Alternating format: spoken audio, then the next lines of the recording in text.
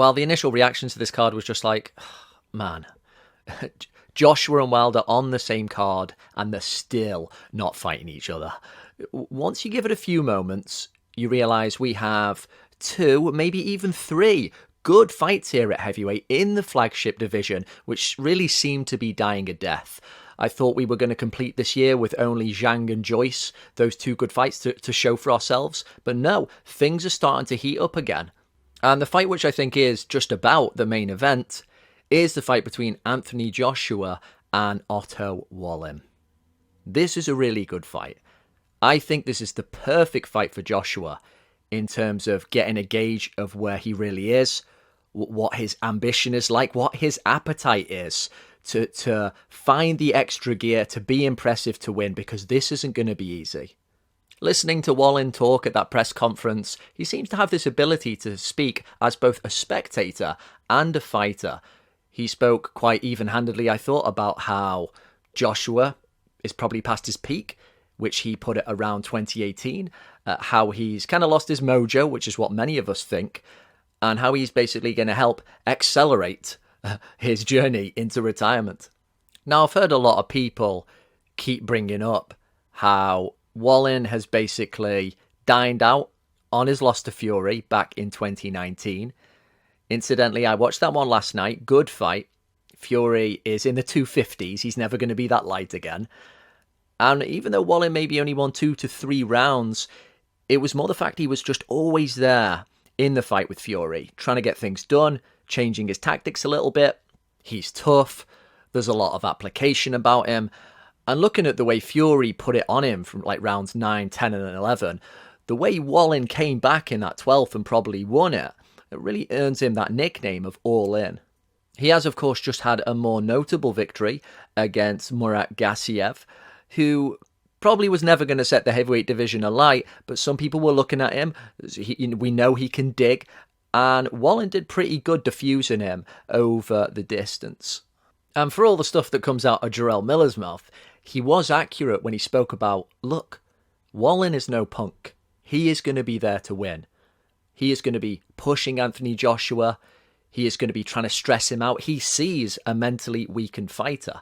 So that front Joshua was giving him it during the face-off, trying to control the frame a little bit, almost Vladimir Klitschko style, having the last word.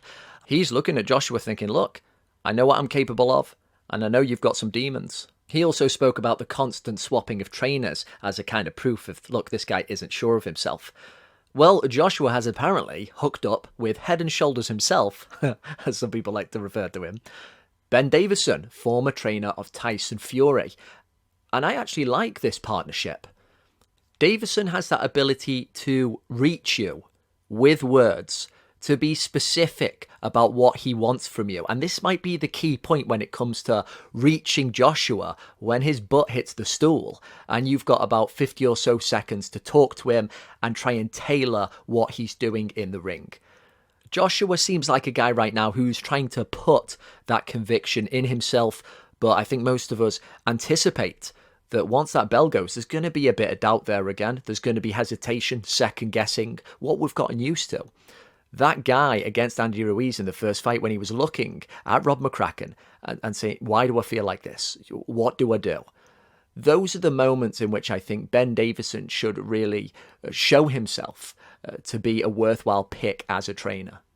Now, hopefully he won't have to go through such a crisis. Joshua has got the better shots. He is, at his best, the better fighter. And if Joshua were at his best, I suspect that he'd thump Wallin into some sort of TKO victory. I don't think the Swede has touched down yet as a professional, but Joshua just would have stuck it on him back in the day. And the way Wallin kind of comes forward, he tends to drop down a level as he tucks up. He's always got a high guard. That's the perfect posture to throw the uppercut. But then the question becomes, just how adventurous does Joshua want to be? This has been the problem in his last two fights. You get too cozy behind a hesitant jab, while taking some jabs yourself because you're not that elusive. There's very little head movement. But then you're giving up all that mid-range goodness that you used to have. As you think, well, again, I'm fighting here not to lose. I'm not fighting to win. So I think we're still going to see that careful approach from Joshua, a lot of work from behind the jab, maybe being a bit too conservative for our liking, because he's never going to go back to the guy he was. I think there's a bit of a mental block there that was almost crystallized when he went in to defeat Ruiz in that third round. It backfired, and I don't think he ever wants to possibly to go back to that place. So we're going to see the jab. We might see a little bit more spite.